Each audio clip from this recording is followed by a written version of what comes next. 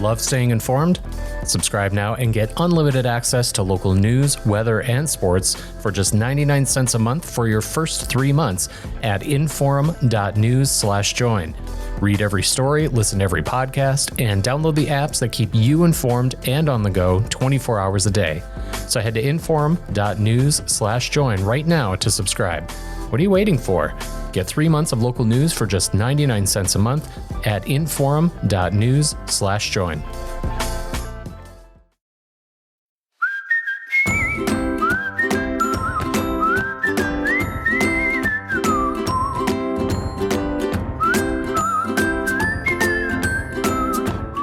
Welcome to Plain Talk, and we've got a pretty big episode for you. A little bit later on the show, we're actually going to be talking to Christopher Dodson. He is a longtime participant in North Dakota politics. I would argue he's one of those figures who has been very influential, but not really well known to the general public. He's a lobbyist for the North Dakota Catholic Conference. Obviously, he's been very influential over a lot of the sort of bills that are important to Catholics, dealing with, things like abortion and whatnot. He's stepping down after a long time in office. He actually had some health problems, but we're going to talk with him about that because there's been obviously some very monumental changes in that policy area in the not so distant past. So that's going to be an interesting interview. But before we get there, we're going to talk with our guest, North Dakota State University President David Cook, who is warning of the quote, and I'm reading this out of the Associated Press. The word used is catastrophic, and at issue is, of course, as we're joined by my Friday co-host Chad Oban.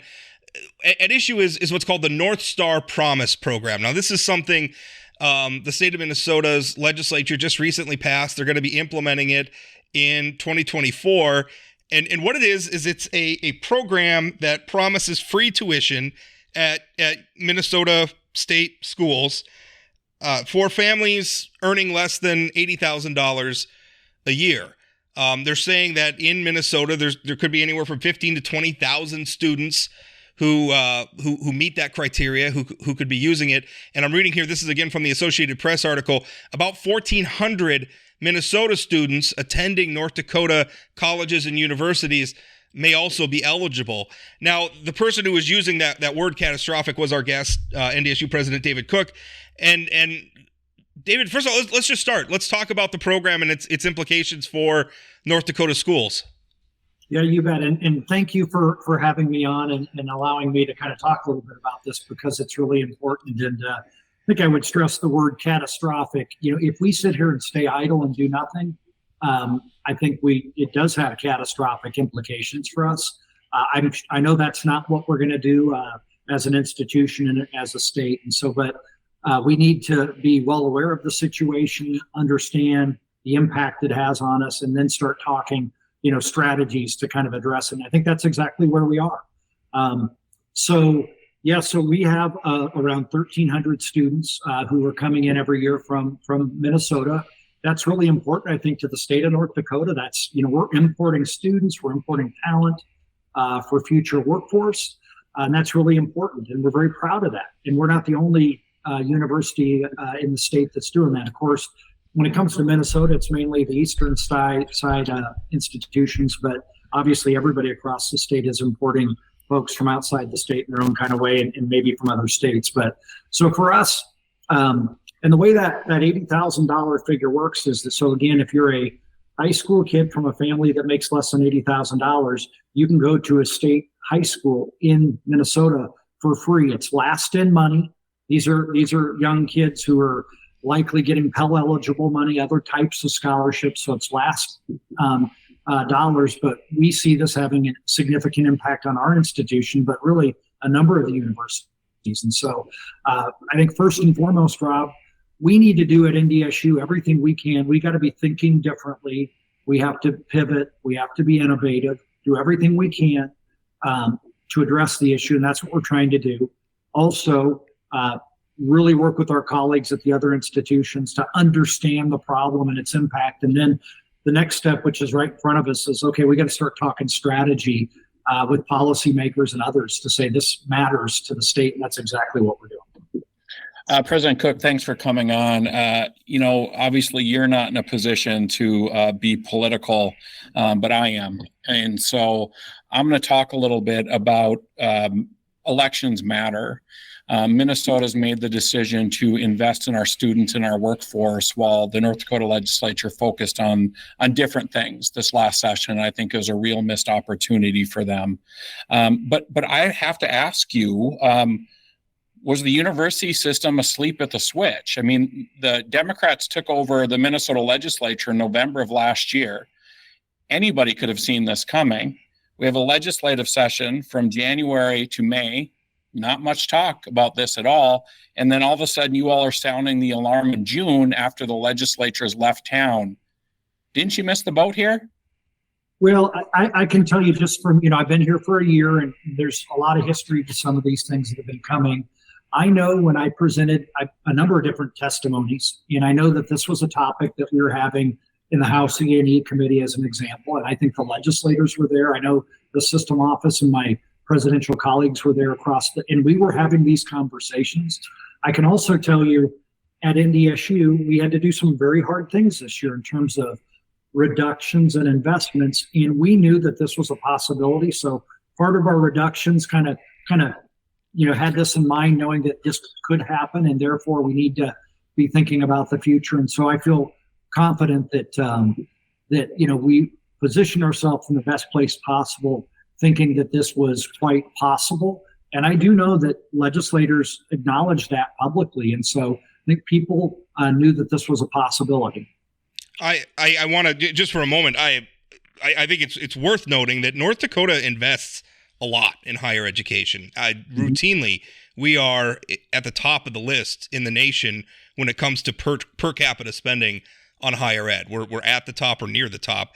And I don't think we should take that lightly, although I agree with Chad's talking about some of our priorities in the last session. That's for another segment or another podcast. One thing that I'm wondering is, what do we do? Like, I think I've heard talk of a special session, but one thing that I thought was really interesting from House Majority Leader Mike LaFleur was he said, hey, university system, put something on the table for us to consider. Put a proposal on the table for us to consider. Have you gone down that road? I mean, what does do you have like a broad outline of what something would look like where we could, make ourselves competitive with Minnesota? And by the way, I want to put that here. Sometimes there's like a border war between Minnesota and North Dakota, and Minnesota gets mad when we talk about some of our lower taxes over here, or say we're open for business, and now we're getting mad because they're doing this with tuition. I think it's a healthy thing that the states compete with one another. I think that's federalism at work. So I don't mind this. I don't mind Minnesota doing this. If they think this is the right policy for them, it's up to North Dakota to figure out how are we going to be competitive. So that's my question to you. What's the proposal? What does it look like for us to be competitive? Yeah, great question. And forgive me, I want to just double down on what we're kind of with Chad's previous question where you started. So bear with me here. Sure. The reality is, the state of North Dakota really does invest considerably in higher ed. There's no question about that. And this session, the legislature, starting with the governor's budget, was very good to us. We lived through it, and we had those typical tough discussions in front of these committees, which we should have. And at the end of the day, they invested in a lot of capital projects. They gave salary increases of a 6 and 4 to all of us, equity increases. I mean, I'm very appreciative of their investment in higher ed at a high level. And so I think that's just a point I want to make. And that goes with both chambers, and of course, starting again with the governor. So, all right. So thank you, Rob, for bearing with me there. But so, as far as what do we do? That's exactly where we're at, where the current presidents of the universities are talking. We're working with the system office to make sure that we're all kind of on the same page in terms of the financials, the data, the actual impact. It's a little tricky how you got to back your way into some of this stuff to figure it out for sure. We have invested in some of our economists, our faculty, who do great work in this space at this institution, but at UND and others, to really help us think about the implications. So we're really coming up with a good understanding. So then we can kind of do the next step, which you're asking is, so what do you do from there? And so of course, we are educating legislators. You mentioned Majority Leader LaFleur, who's been really good to us over the last year, but also I think they really want to help. They want to understand the issue. And I think right now what we're doing is gathering the data. And I think you're going to see in the near future us coming forward with some ideas on maybe potentially how to cover the cost. And that can come in a lot of different shapes and sizes. I have thoughts. We have ideas. I don't know collectively where we're at on that. So we're just a little bit early in terms of exactly where we're going to go. But I want you to know we're working hard, doing our due diligence. And I'm just going to add again, at NDSU, we know we've got to do everything we can to think differently because the world is changing. And that was a big part of the reductions in investments over the last year, but also, okay, the world just pivoted on us and we've got to do everything we can to think differently. And that's just what you have to do in higher education and everywhere these days. Yeah, I understand that, I agree the investment, particularly in the employees of 6 and 4 last session was a big deal and an important thing to recruit and retain. I know you guys are going through some tough cuts there with faculty over the last year or so when you've been working on that. But I think that we need to be a little careful about over complimenting or over thanking the legislature, because the reality is, over the last decade or so, the university system and specific colleges have really been used as political footballs. I mean, it just seems like, I suppose K-12 is getting in that same world now, but it just seems like higher ed is punching bag, maybe is not the right word, but it seems, I watched some of those E&E committees where every university came in and lined up before them and sort of, went through the process or whatever. How can the university system and NDSU specifically, I understand you're not here to talk about NDSU, maybe be more proactive in telling the great economic story of our university system? We know that NDSU and UND and the two research universities and all the smaller schools, they're a huge deal for our state, not just bringing in students from Minnesota, but it's a workforce deal. It's a community economic engine. How can we tell that story better? And maybe this is an opportunity for you to talk about that. Yeah, and I will tell you, this is, my career is in higher education. This is kind of one of those themes or narratives that comes up a lot. We're not good at telling our story in higher ed. That's just, and I would tell you, especially in the Midwest, the places I've been, I think you have faculty who are incredibly passionate, administrators who believe deeply, myself included, that, pursuing a degree in higher education can change the stars, change literally generations of people and families. But we do it because we believe in it and it's the right thing to do. And we're so busy doing it, we're not thinking enough about taking a step back to tell the story. I'm first in line kind of failing to do that better. This crisis, in a sense, is kind of pushing us to tell the story a bit more. The reality is we are a net importer of talent. I think we do that very well at NDSU, but across the system. Getting talent to address the many workforce open positions that we have. There's too many, and helping people appreciate that we play a really critical role in all of that is exactly kind of what this is about. But we got to do better. I will tell you, I started a year ago, and one of the best parts about the job was traveling around the state of North Dakota, getting to every corner, talking and listening. And I'm getting ready next week, I'm getting ready to do that again for a couple of weeks in a row again. And so I think it's getting out and talking and listening and redundancy and repeating it and kind of hammering away on it. We're not very good at that in higher ed, I'll be honest, but we've got to do a better job. And I think this is kind of one of those moments where we've got to step up and really work with legislators. And as a system working together, I think we did a nice job of that with the legislature.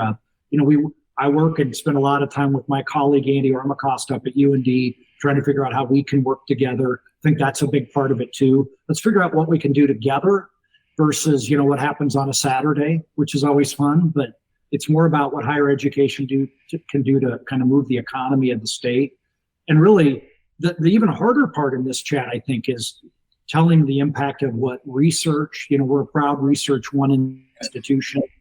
How does research equate to economic development? And that's a big part. And the legislature got behind us and they gave us some money there, which we're starting to create the right kind of foundation there, which is really important too. For us, the ag research story is unbelievable.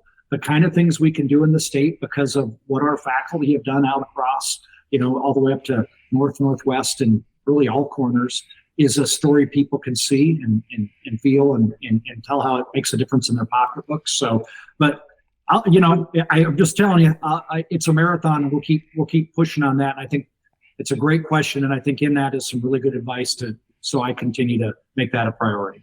I want to give some context, to the numbers of what's going on in Minnesota. And this is not me arguing. Again, North Dakota has to compete with Minnesota and South Dakota and Montana and all the other states. So this is not me arguing for doing nothing. But I was looking in the Associated Press articles estimating that there are about 1,400 Minnesota students in the North Dakota university system now who may fall under this criteria. And by the way, until this program's actually implemented, these are all just estimates. Right. Sometimes when we do this stuff, the numbers can be surprising. These are estimates, but working with the estimates that we have now, that's 3.2% of the North Dakota university system's headcount enrollment. That's 4.2% of the full-time equivalent number. And I should note that Minnesota's doing this in the context of, we talking about a catastrophe in North Dakota. They were kind of facing their own catastrophe. I'm looking at numbers now. These were collected by the Minnesota House of Representatives. In by the way, data collected in support of this legislation that we're talking about.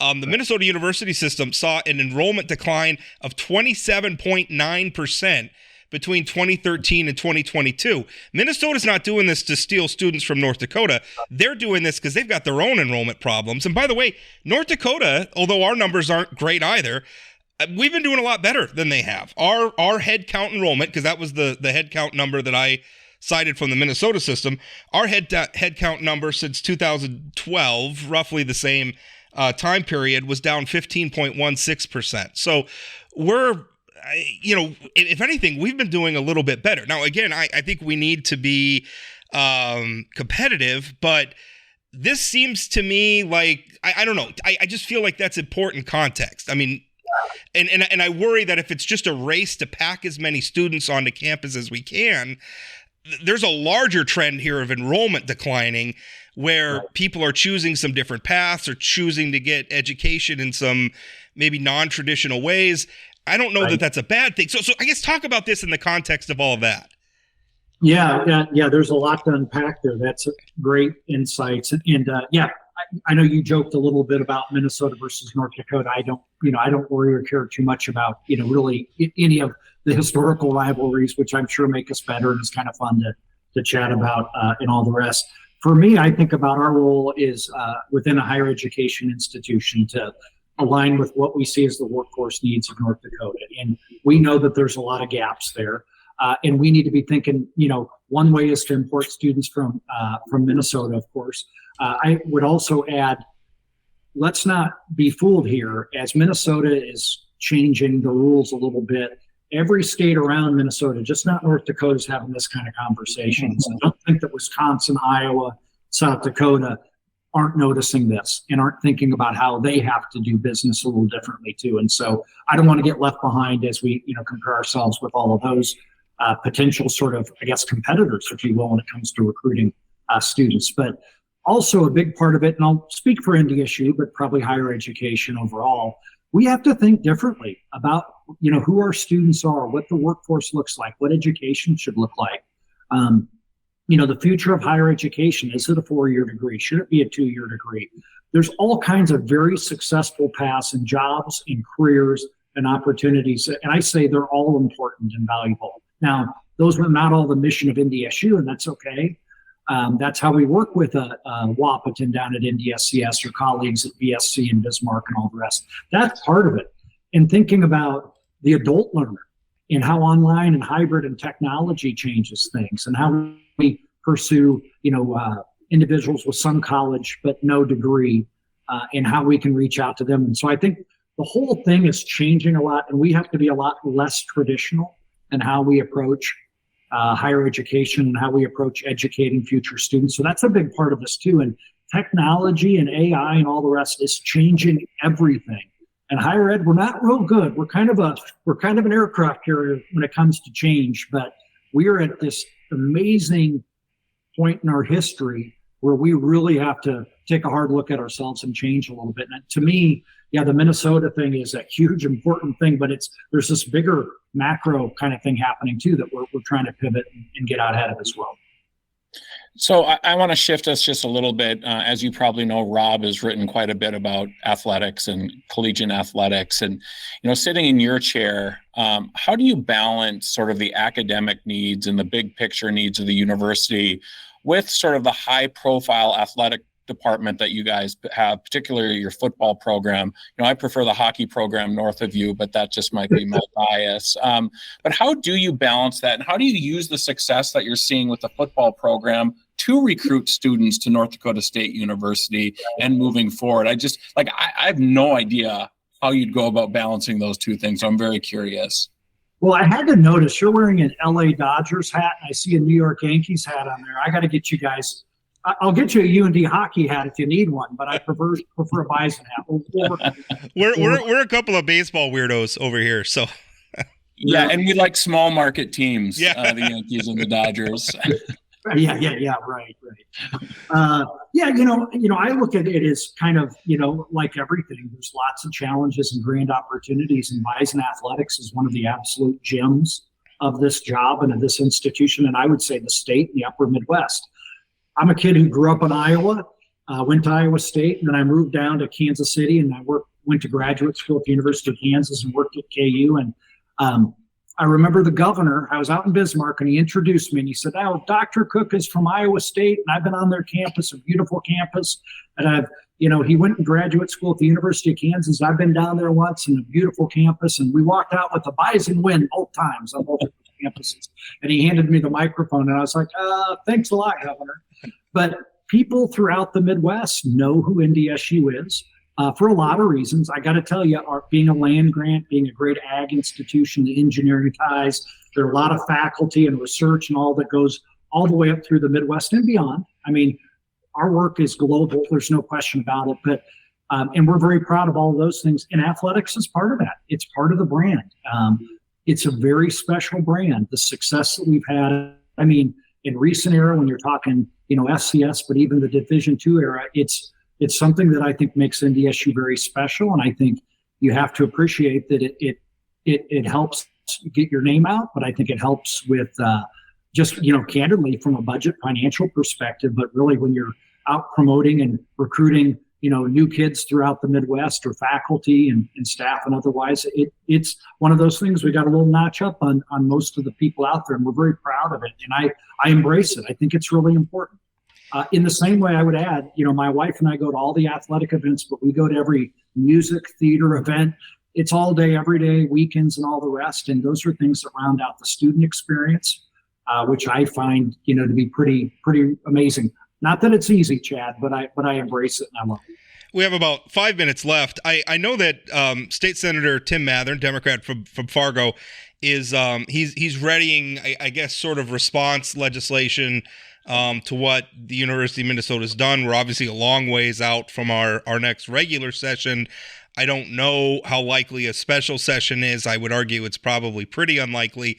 But I'm assuming that Senator, I haven't seen his draft bill, but I'm assuming it's going to be some duplication of what Minnesota's trying to do. And I'm wondering, because I think that on its own is probably a non-starter in our, that's just my political analysis, probably a non-starter in our Republican legislature. I'm wondering though, because as you talked about, there's some very swiftly changing winds and the way we address it. North Dakota's heavily invested in brick and mortar campuses. We have a lot of institutions. I would argue we have a lot. I mean, given the relative sizes of our state, we have a lot. And that's a third rail, though, when you start talking about should we consolidate some of this stuff. But I'm wondering if it's time and if we could put on the table, well, we would do something like Minnesota's tuition program in exchange for consolidating some of these campuses down. Is something like that in your mind? And I realize I just threw you a hot potato. So nobody ever wants to talk about this, but I mean, I'm wondering if that sort of bold reform, if it's time. Yeah. I'll tell you a fair question, Rob. For me, where we're looking is figuring out on a more I call it B2B, but, working with our colleagues at other universities, how can we create efficiencies, whether that's on the research front. Again, we have some really nice things going on with UND in that regard, but also, what are the academic programs where we can work and partner? We have some nice relationships already around elementary education with, say, Valley City, and around social work with Minot, and there's other examples. And so I think where we're at with limited resources is, in the system that's in front of us, is how can we all work together and serve the needs of the state by, not competing all the time. And competition is good, but, where it makes the most sense, how we can work together. And that's really kind of where my kind of heart and mind are, as we're kind of trying to tackle this particular challenge. I just want to say, I thought about asking the question, are we funding too many universities? And then I thought that was unfair to you. So I just want to go on record that I'm a much nicer interviewer than Rob. Yes. Says the guy whose first question was, didn't you guys drop the ball? Yeah. And I'm the jerk somehow. Yeah. Well, it's not how you start, it's how you finish, Rob. So my last question, what is the timeline? I mean, do you think there's a chance of a special session, or are we looking at January of 2025 to have this conversation? And how much ground do you lose during those 2 years if nothing happens before then? Yeah. So, Chad, I don't have a crystal ball. I don't know. And that's not a great answer. I will tell you, we're having conversations with legislators. They're being great. They're being responsive.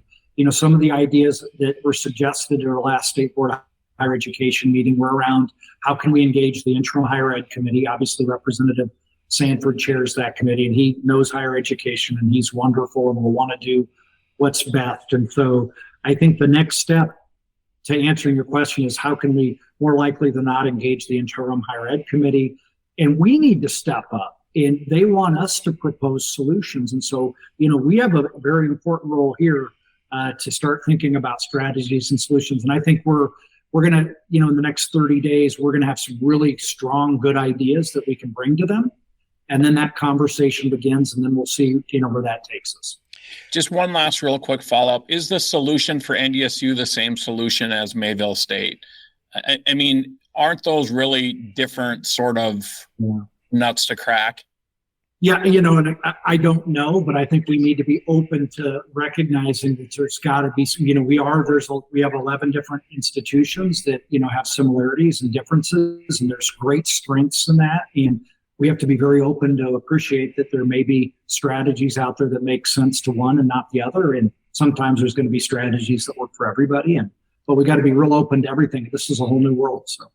Well, President Cook, thank you for your time. Thank you for spending some of your Friday afternoon with a couple of nerds talking about this stuff. But it's important stuff. And, have you or maybe some of the other higher ed leaders on once we start getting some concrete ideas to kick around. Because I think this is an opportunity. I think Minnesota, in some ways, has maybe given us a gift. They've given us an inflection point where we can talk about some real reform that might make people on both sides of the debate over higher education happy, or perhaps just mutually unhappy, which sometimes is the result of good compromise. So,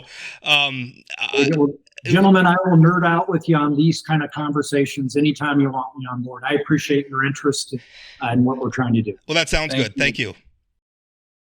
Hi there, my name is James Wallner. I produce and host the podcast Dakota Spotlight, a true crime podcast that tackles historical and unsolved crimes in the upper Midwest. Follow along with me as we search for a missing girl, attempt to solve a 45-year-old murder, and much, much more. That's Dakota Spotlight Podcast, anywhere you get your podcasts, or at inforum.com/podcasts.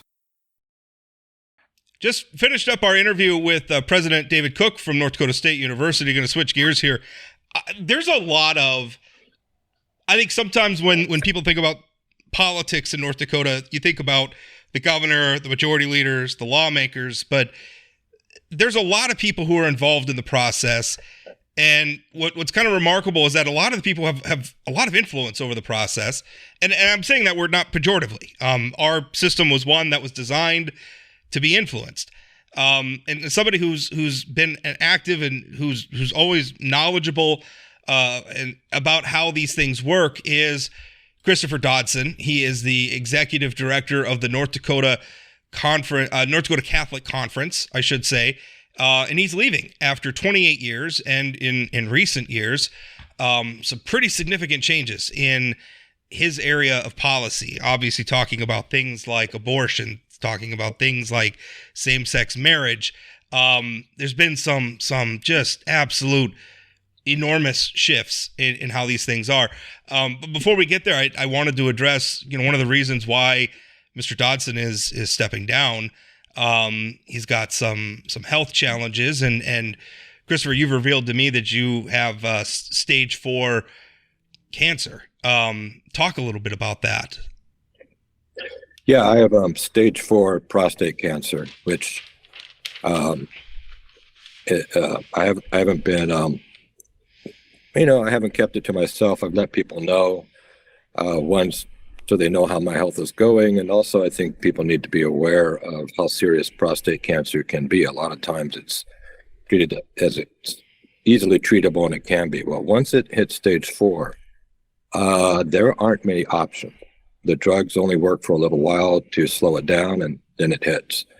And so it's important to, get your PSA checked, men, and be aware of it, because once those cancer cells leave the prostate, there's not much they can do. And the treatment to try to keep you alive for a few years only works for some time, and it takes a toll on you physically, mentally, and that's why I decided it was time to step down and focus on my health and my family, and let the bishops go through a process, a transfer process, and find somebody new. Well, Christopher, thank you for your willingness to share that, because I do agree that the sharing that and telling your story is super, super important. And, congratulations on a long career. One of the things I'll say that I like about doing this podcast with Rob is I get to talk to people I don't necessarily agree with all the time.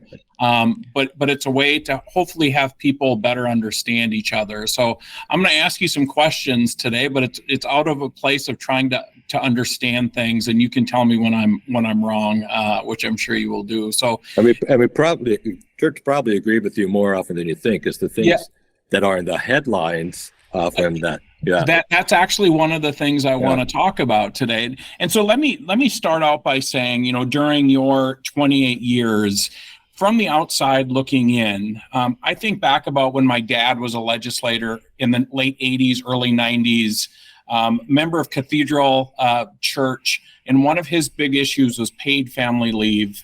And he worked shoulder to shoulder with the Catholic Conference to pass that thing. And it feels like as we've moved over the last several decades, there's more of a focus from the Catholic Church on abortion and maybe some of the social issues rather than social justice, from my perspective. Have you seen or felt that shift?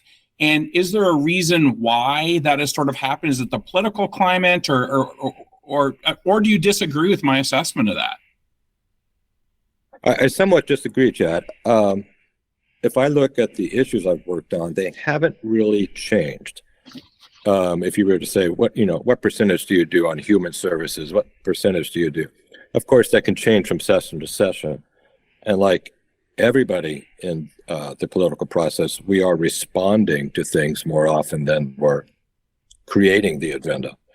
So if, for example, there's a court decision on abortion, or something happens nationally, issues come up, that may dominate. The second thing that comes up is the public perception. Newspapers aren't going to cover the work we do on welfare reform or care for those persons with mental illness, the disabled, and so on.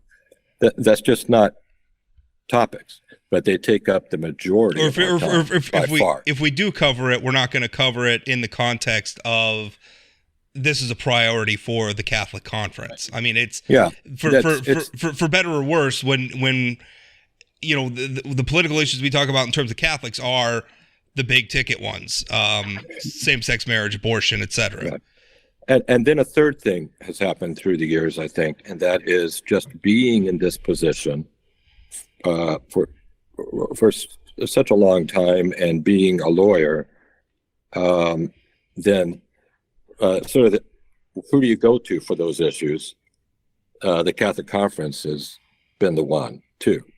So when it comes to the abortion statutes in recent years, I have the expertise. I know what was done in the past. I know what hasn't worked in the past. And so then I become sort of out front simply because of the way it's worked in this state. In other states, you may not even hear about the State Catholic Conference on abortion because our Right to Life organization has got all the headlines or something like that. So I think it's a combination of those, Chad. But if I actually look in my office and the hours we spend, they shift every now and then, but overall they haven't changed that much. Our biggest focus every session is the Department of Human Services appropriation bill.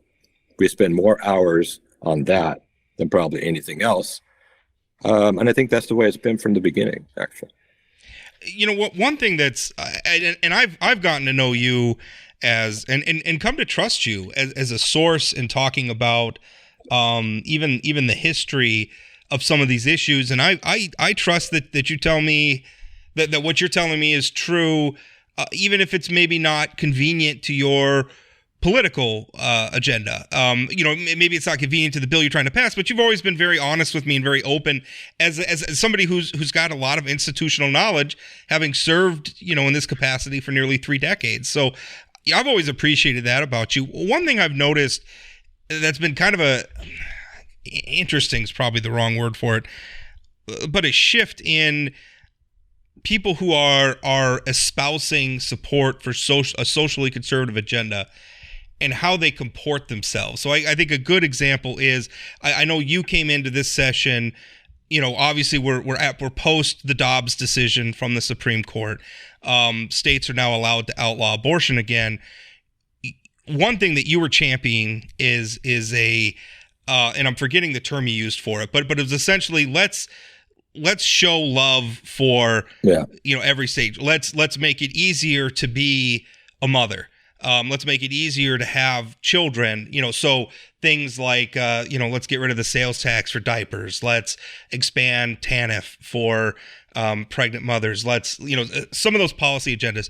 North Dakota Right to Life was an ally in that during the session, but after the session, there was some turmoil within their group where they didn't like that part of it. And I guess one thing that's bothered me is I look at social conservatives and the way they talk about things sometimes has become very crass. I hear, we're calling librarians groomers. We're calling, we're accusing teachers of showing kids, pornography. We're using a lot of terminology. Have you noticed that too? Is that a shift in the socially conservative movement? I realize I'm asking you to speak for a much larger group of people than Catholics who you specifically represent, but have you noticed that as well? Yeah, I've given this some thought. I think civility, there were problems with civility when I started in the mid-90s. The things that some people would say to each other, there were people who were not civil to each other then. I think the difference is it's become more public. Everything has become more public, especially with the internet, social media, but more ideologically driven. Where before it used to be more partisan driven, maybe. And when it's ideologically driven, you get more passionate, if you want to, or heated in your discussions and the words, and that's a danger.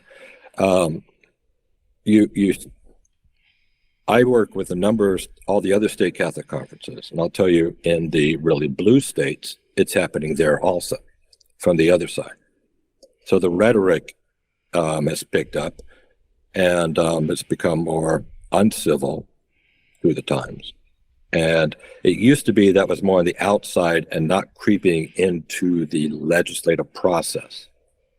And Chad, I think Senator Oban recognized this. It's getting more into the discussions and the process itself within the legislature.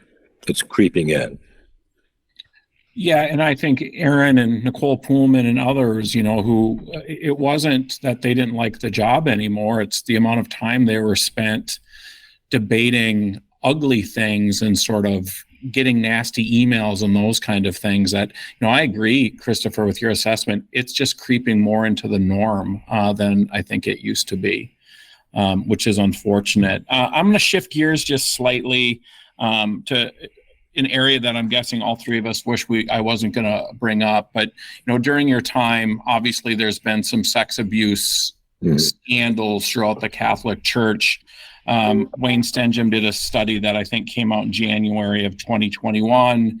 Over 50 clergy, there's some indication, but nobody was charged because of statute of limitations or death of those folks.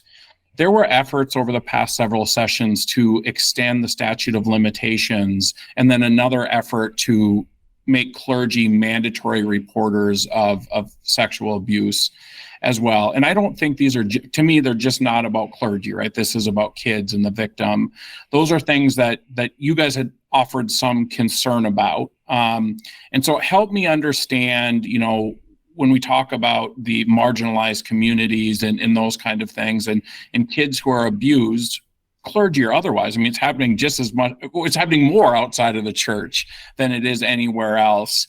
What was the thought process that went into opposition about mandatory reporting or extending that statute of limitations moving forward? Well, that's a lot. Yeah, sorry about that. And we could spend a whole show on this, actually. Let me back up a bit. Let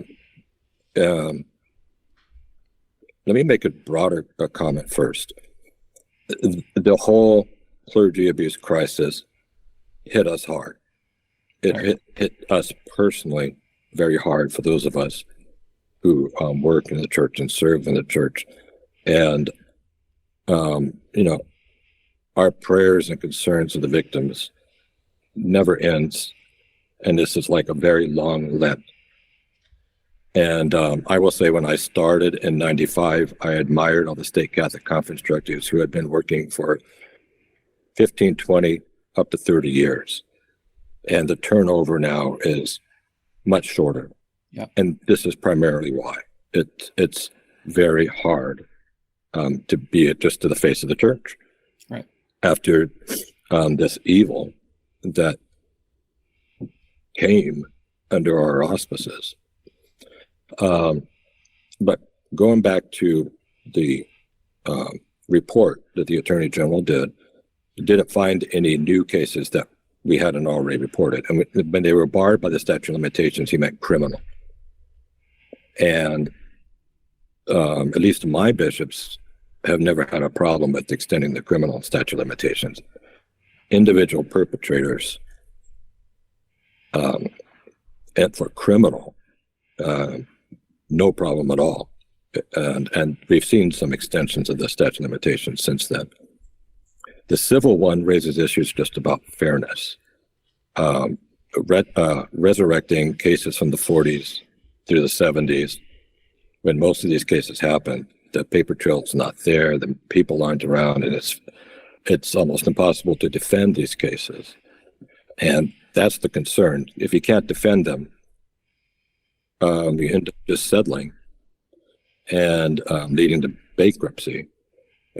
That's why we have a statute of limitations.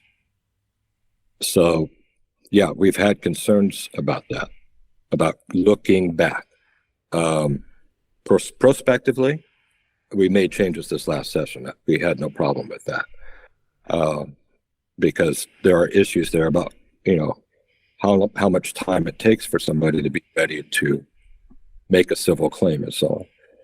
But for claims that have passed, it raises some justice issues. The other thing you mentioned about the mandatory reporters, clergy are mandatory reporters in North Dakota. Okay. And we've always supported that, even though I have personally some constitutional questions about that, because clergy are the only on the list that aren't licensed by the state. But it's a good thing to do. So we do that. And we make it clear when I do talks with priests and deacons, who we consider clergy deacons, that if they see anything, like a pregnant woman who might be abusing anything, they need to report it. That is the law. And in other aspects, the Catholic Conference has always supported that mandatory reporting law and getting the help to anyone who's maybe a victim or abusing or something like that. So we can get that help to them, and then it gets reported to the correct authorities, sometimes legal authorities. The one exception is the seal of confession, which to us is a religious liberty issue. I know,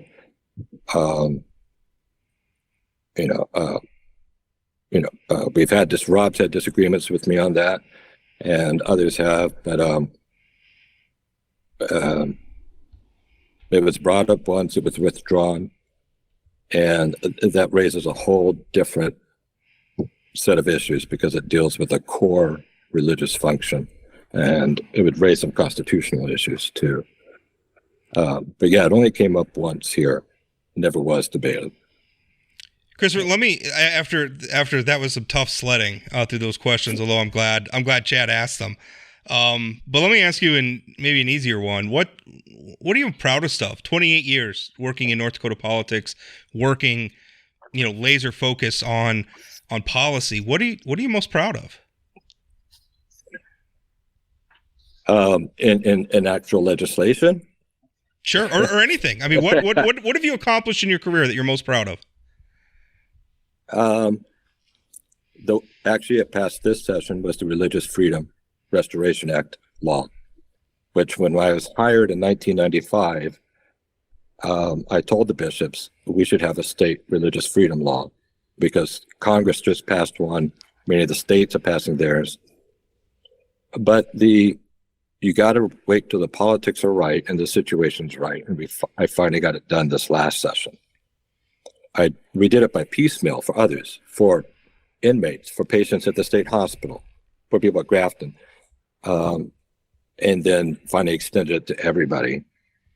So we have better protections for religious liberty. And that's important as this state becomes more diverse. Look, I'm a lobbyist paid by one of the largest religious denominations, and I try to look at how this law or that law might affect somebody's religious beliefs, but I don't know all the beliefs of Islam or Hmong practices.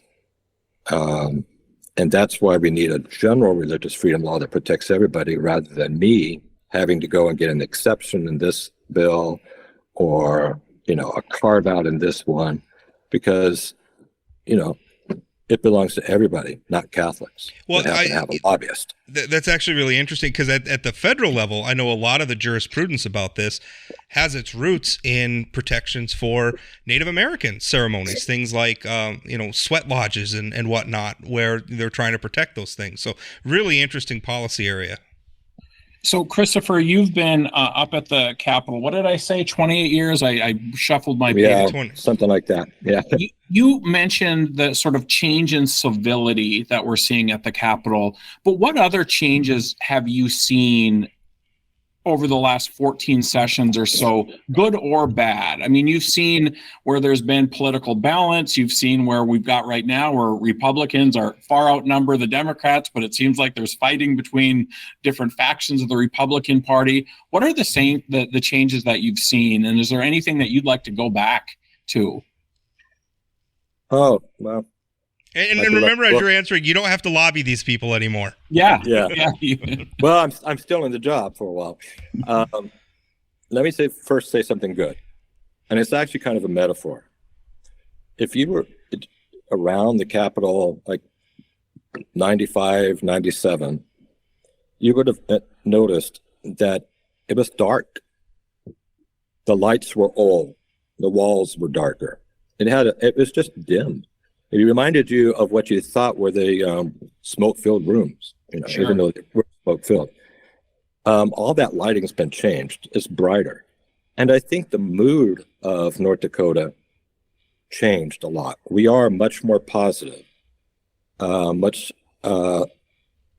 was almost this attitude that we didn't trust anybody outside of North Dakota, and I was one of them. I came from California. The state was dying. Obviously, the oil boom changed that, but maybe some other things did too. And it's, despite the civility thing I mentioned, it's a more positive mood on all branches of government, I think. And I think that's positive. People feel positive about the future of North Dakota. The obvious thing I think we know was the near demise of the Democrats in North Dakota. When I came, I think the Democrats were in the majority in the Senate, slim majority, and lost it at the next election. But the Democrats were typically rural. Many of them were Catholic. And when it came to abortion issues, their votes were more pro-life and more reliable than the Republicans. I went, my first years, I would check out the votes. I said, I can get more pro-life votes from the Democrats in the Senate than I can get Republicans on abortion issues. Yep. And I think it's happened to both parties, but it's hurt the Democrats more when it became, I don't know if it was the voters' views or whoever, but it became more dominated and led by the national party. And guns and abortion, and I think more urban focus among the national Democrats hurt the Democrats here in North Dakota. And I miss that. You know, Aaron Crowder, you know, we can talk about, you talked about, Rob, when the trigger bill was passed.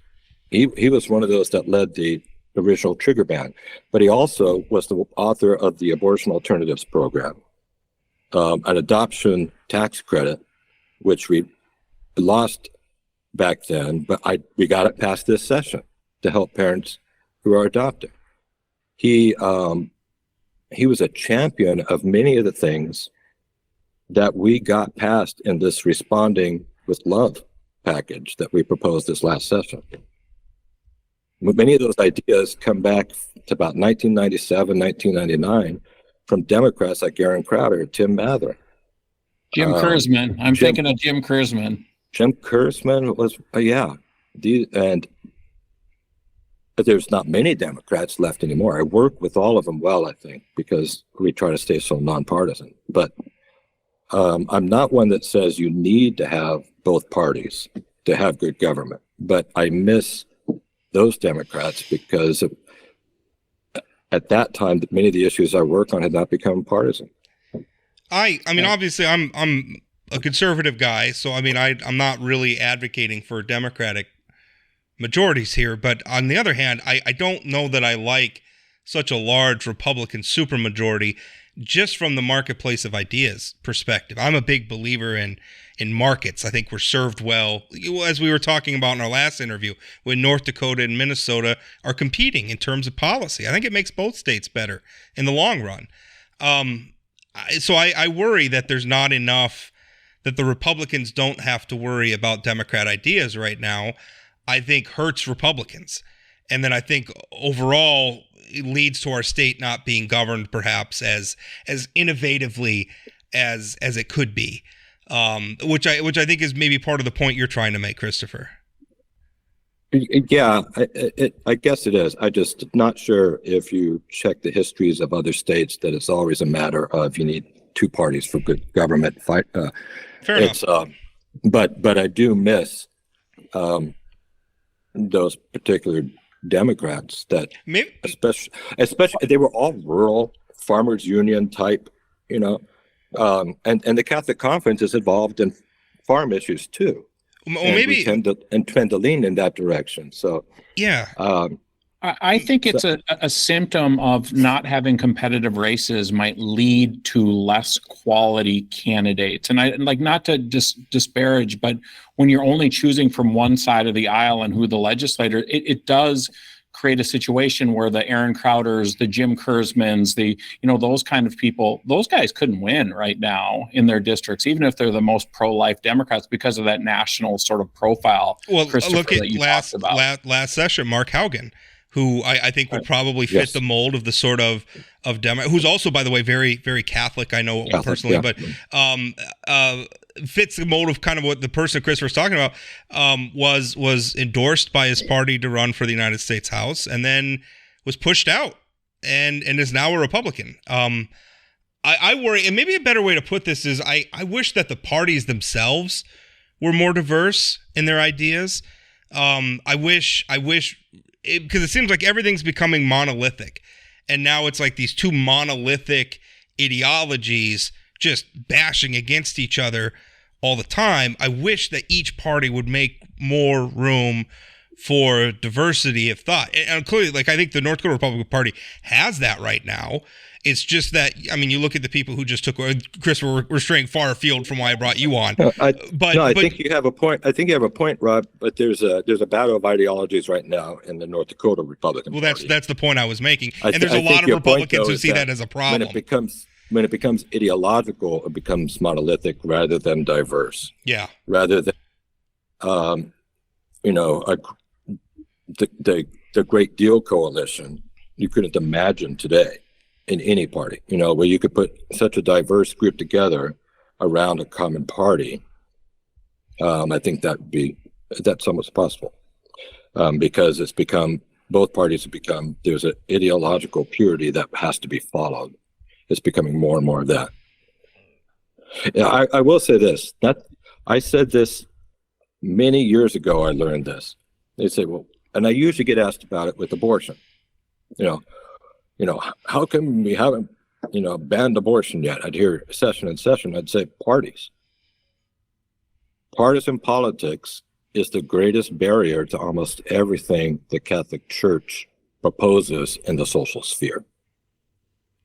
And I know that's not popular with other parties, but it is. That's just my experience. It gets in the way. Well, I think we'll, unless Chad, you got another question, I think we'll put. No, I have a list of taxing the Catholic Church, all kinds of other stuff. We'll leave for another day. How's that sound? This has been a very enjoyable conversation, though, Christopher. I will tell you, I think I've hosted a couple times when we've had Yana Murdahl on talking about abortion, and the fact that we can talk about things like adoption and diaper taxes and all those kind of things where we can find common ground. On really, really important things. I'm an adoptive father. I love all that we can do to help folks adopt children and can help mothers put their babies up for adoption. So I think there's lots of common ground that we don't focus on in today's sort of political playground. I think because we too often we're starting with what we disagree on. And a lot of times I wish we'd start with, and maybe it's low-hanging fruit, let's start with all the stuff we can agree on, and let's get that passed.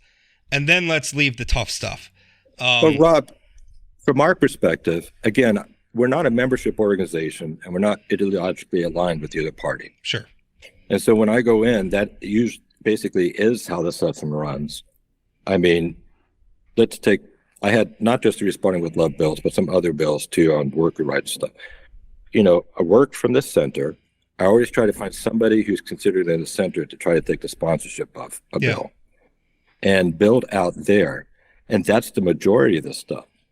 And then, but the nature of social media and the newspapers and everything, that they're going to grab onto those where there's conflict. And it's juicy. And if it has anything to do with sex. Yeah. Well, I feel attacked right now.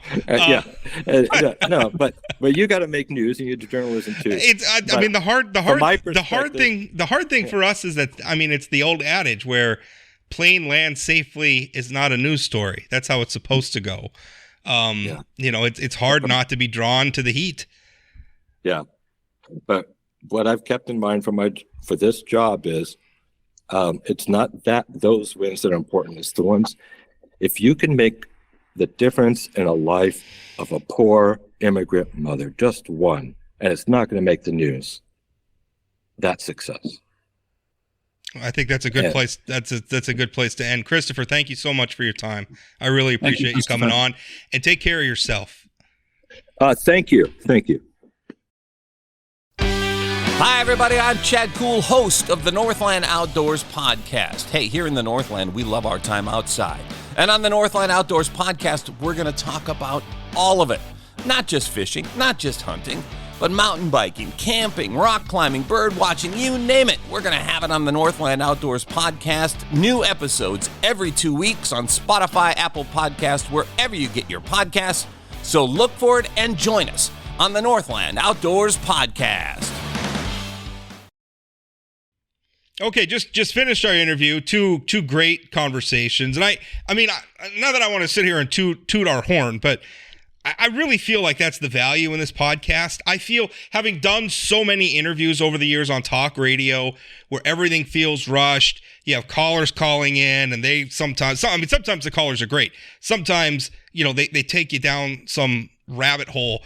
I think sometimes just having conversations with consequential people, sometimes people who aren't necessarily on the public's radar, I don't know, if we could put this sort of stuff in front of listeners, I think we're doing our jobs right.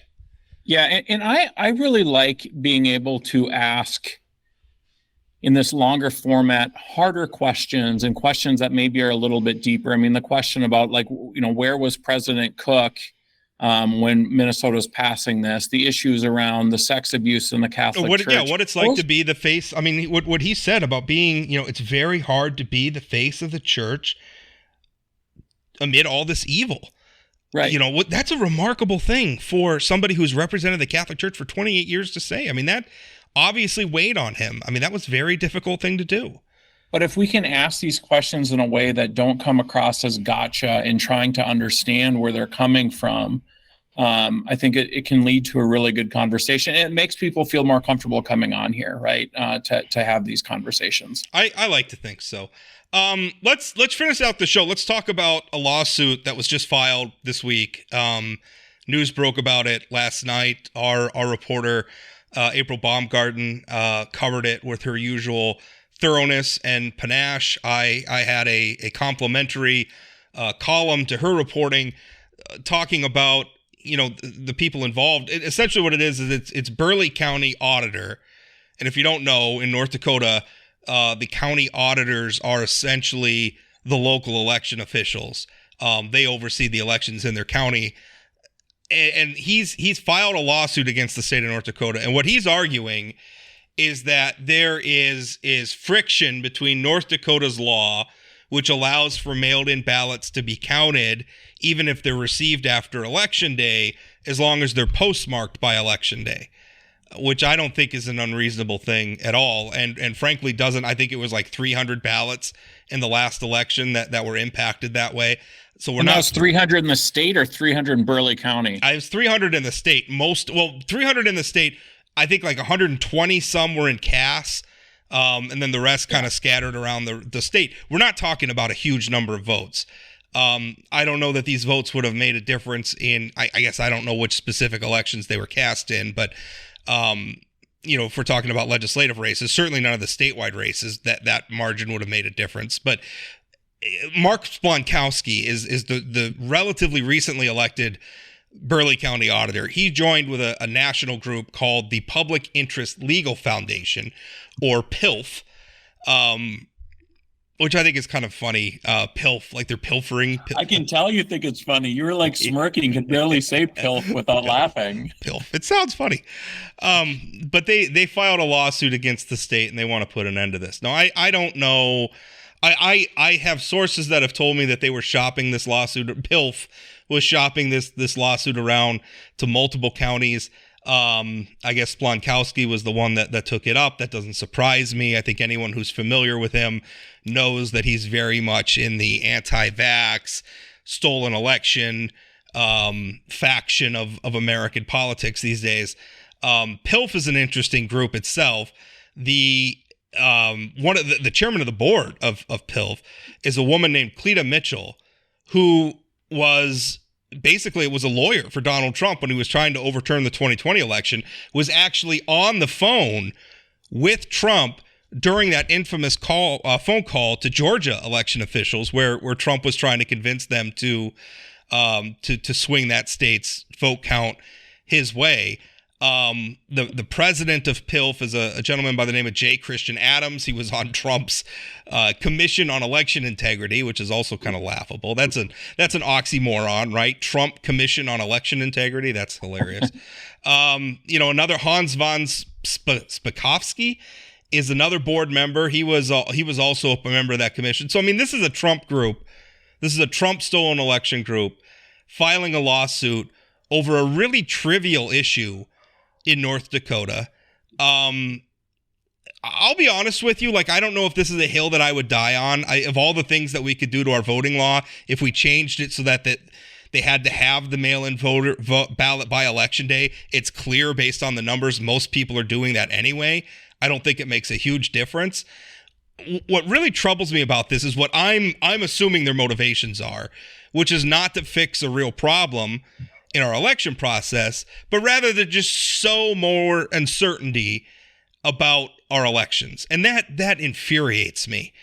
Well, Rob, and just to remind the listeners who Splonskowski is, I mean, so he ran for county auditor. He was a Bismarck City commissioner before that, real small government guy who wanted to maintain 2 government jobs after he was elected to this one and refused to resign from the city commission until he was forced to. I always get a kick of the small government people who are more than willing to take numerous paychecks from the taxpayers. And by the way, got caught not telling the truth during that process. Like, he claimed that he had gotten legal opinions from people who later on said, no, he didn't contact us.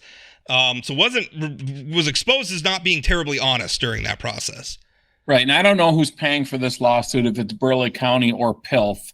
I hope to goodness my property tax dollars are not being used to fund this lawsuit. Well, the state of North Dakota is going to have to defend it, right? I mean, the Attorney General's office, so that's going to cost us money on that side. Yeah.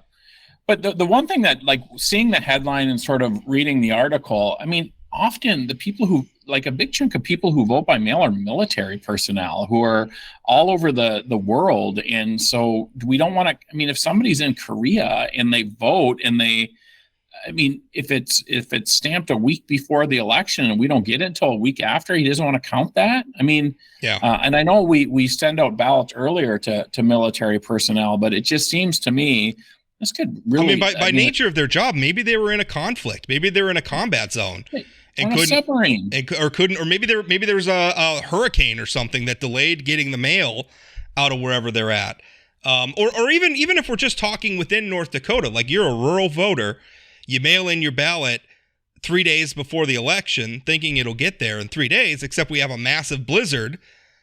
And now your vote doesn't count because we had a blizzard. I never thought it was unfair. It seems like a common sense thing. The postmark indicates if it's postmarked on election day, then they clearly cast their vote before election day. They cast it. The post office had it. If we get it a few days after election day, what's the big deal?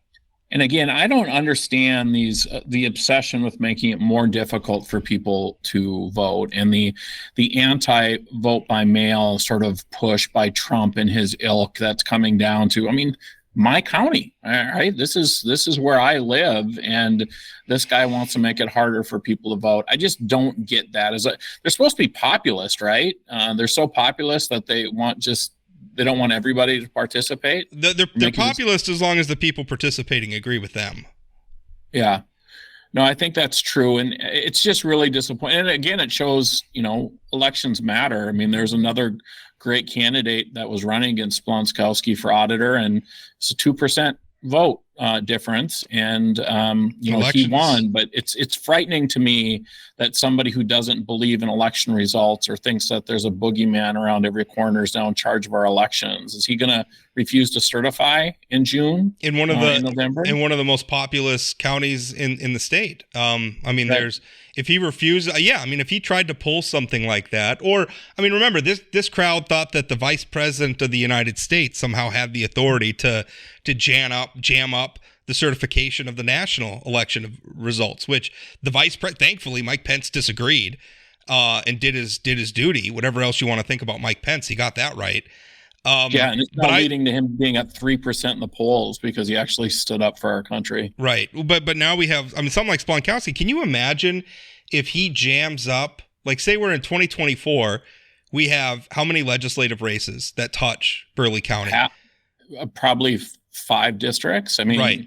So that's 15 or 15 lawmakers, legislative races there potentially. That's one of our most populous counties in the state. It's not outside the realm of possibility that if he decides that he has the authority to jam up the certification of the election results, that could delay statewide election. I mean, the potential, what this lawsuit, and I don't know where this lawsuit's going to go. I don't think it has much merit. I mean, more like nearly half of the states do it this way. And it's not a new thing. North Dakota's been doing vote by mail literally for decades. This is not something we invented during the pandemic. Lots of states have been doing it this way for a long time. I think it's like 21 states, almost half the states that have that allow ballots to be voted after, if they're received after election day, if they're postmarked on by election day. This is nothing new, but yet what this illustrates about him and what it portends for how he's going to conduct himself in office is scary. I mean, we could be talking, election day and after next year, where Burleigh County is a problem. And Splonkowski is now in a position where he can make sure fraud's not taking place. I mean, he's the county auditor. If he's concerned that there's fraud taking place, then do something about it. Don't try to make it harder for people to vote just because you have a conspiracy theory that somehow this is a bad deal, or some big group came into the state and convinced you to do this because you have similar conspiracy theories as they do. We have bigger things to worry about than what he's focused on. It's nonsense. I used to not like some of the early voting and stuff. And to me, as I look back on it now, I think it was more just kind of a romanticized. I really love voting. I mean, obviously, this is what I do for a living. I love our political process. I love it. I love it. And I like the idea of, I like voting on election day. I like to go down. I like to stand in the line. I like to hear people talking about their voting. I like to see the volunteers working the polls. A lot of times I know them because I live in a small community. So, I mean, this is my old gym teacher or something. I like that process. And I had this notion that if we moved to early voting, we were going to lose that. People are voting from their couch and throwing it in the mail. And I was worried that we were going to lose something about the importance, the solemnity of exercising our franchise. In hindsight, I think the benefits of allowing mail-in voting and extended voting, I think outweigh it. I mean, there's a lot of people that don't have the luxury that I do to be able to go down and invest the time on election day to do this. Sometimes they can invest that time 2 days before election day through early voting. Sometimes they're going to mail in their ballot. These are not bad things. I don't oppose them. And I've come to believe also it is foolish for Republicans to oppose them. It is foolish for, if in some ways, that attitude, as expressed by Donald Trump, probably cost Republicans elections in Georgia. Right. Yeah. And the idea that you want less people to vote in North Dakota as a conservative is just ridiculous, right? The more people that vote, the better it is for their cause. Yeah. But I'll make a pitch for in-person early voting. And one reason I really like it, I like to bring my kid with me to vote. And it's much easier to do on a Saturday going down to the Civic Center. I mean, we have pictures of Evan voting with his mom or me every election. And it's sort of telling him the importance of this. It's hard to do on a school day. I think my love affair with it started when I was a child, because my mother was a city clerk in the city of Wasilla in Alaska, where I grew up, and Wasilla was so small, the kindergarten that I went to was actually attached to City Hall. So I could, without leaving the building, I could walk after school. I could just walk right to my mom's office. And on election days, whether it was a statewide election or a national election or just a local election, she would run the polling location. There was always a polling location in City Hall. And I would be there with her. I would be in a corner with my books. She would give me a sample ballot to fill out so I could pretend like I was voting. There's a picture of me with a bunch of other kids that were holding up a sign that says vote. That's where I fell in love with this stuff. And it's so important and it's so sacred. And I do think it's something, I like the idea of people doing it in person and experiencing the process in person. But I think more important than that is people having the opportunity to vote. And I get frustrated with Democrats who oppose, when I hear Democrats opposing what I think are really very, very minimal like ID requirements. I get frustrated with, because I think they overreact to that sometimes. But on the other hand, I think we have people on the right who are just making too big of a deal over the potential for vote fraud, often where nothing exists. I would lump this in with that. Yeah, and I would just, I think we all need to take a step back and think about the privilege of where we're coming from, right? The ability to go to the polling place on election day. Some people can only vote by mail. The idea that everybody has an ID. You and I disagree on that, right? I mean, I understand it seems easy unless you're somebody who lives 60 miles away from a place to get an ID, and we can get into those specifics. But that's an argument for some of the things, by the way, our Department of Transportation, the Secretary of State's doing, where we're taking it on the road, and we're going through some of those communities, and we're saying you don't have to drive 60 miles to the DMV. You can drive 2 miles to our mobile location, and we're going to be here for a week, and come get your driver's license or your state ID. Assuming people are aware of that, right? I mean, not knowing all the different situations. And I also agree there has to be some responsibility for a voter to take care of themselves. But by and large, I think we should side on the side of letting people vote. Sure. Unlike a lot of things we claim our rights, that actually is a pretty important fundamental one for us to elect the people who represent us. I agree. And my last pitch for ID is that we do have jurisdictions, and how we ensure that somebody is voting in the right legislative district and not in a district where they're not entitled to vote. I don't know how to do that without some very basic ID requirements. And if the struggle is not everybody has an ID, I think that's a problem we can solve with outreach to get everybody who's willing to do the bare minimum amount of effort to get an ID can get an ID. That's a problem we can solve through outreach, not saying, hey, everybody just who shows up can vote. Anyway, that's a debate for another time. I think we agree this lawsuit out of Burleigh County is silly, and we're going to put a pin in it there. I do have some announcements coming up. Next week, I am going to have a show on Wednesday. Ben Hansen and I will be doing our regular show Wednesday. We will not have a show that Friday next week.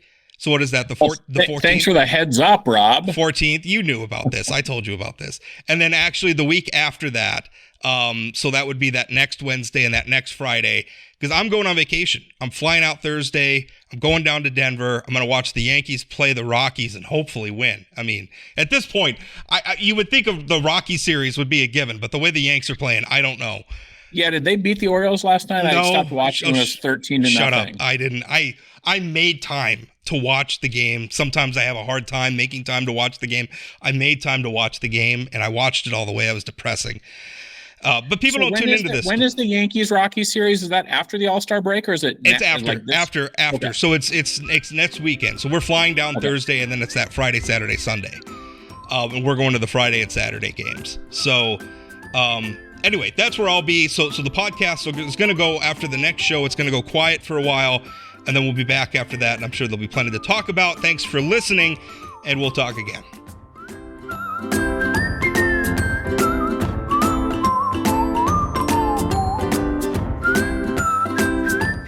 Did you know Forum Communications Company has a robust podcast library?